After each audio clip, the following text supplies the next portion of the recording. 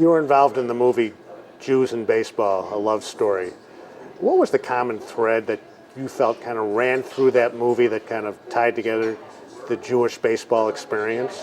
The common thread is that there are men gifted with athletic talent who can also be Jewish. And Jews were great in boxing, and we've had Jewish, great football players, and Jews are great in every sport. You just give them an opportunity. But for a long time, there was the legend that Jews couldn't do anything physical.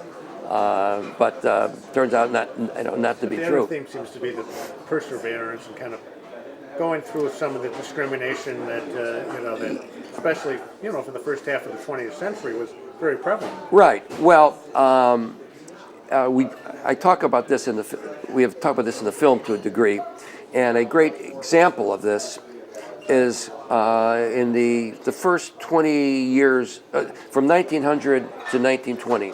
There were a number of Jewish baseball players. There was a player named Ewing. There was a player named Cooney. There was a player named Kane. There was a player named Carney. There was a player named Bone. These 5 guys. If you go into the baseball encyclopedia, it says born Cohen, all 5 of them.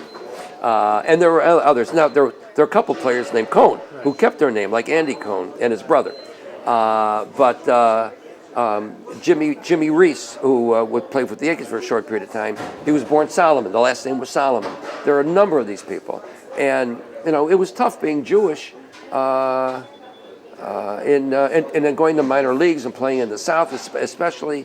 It was tough stuff. And they just didn't want to deal with this stuff, Andy Cohen was in the minor leagues, and he told me that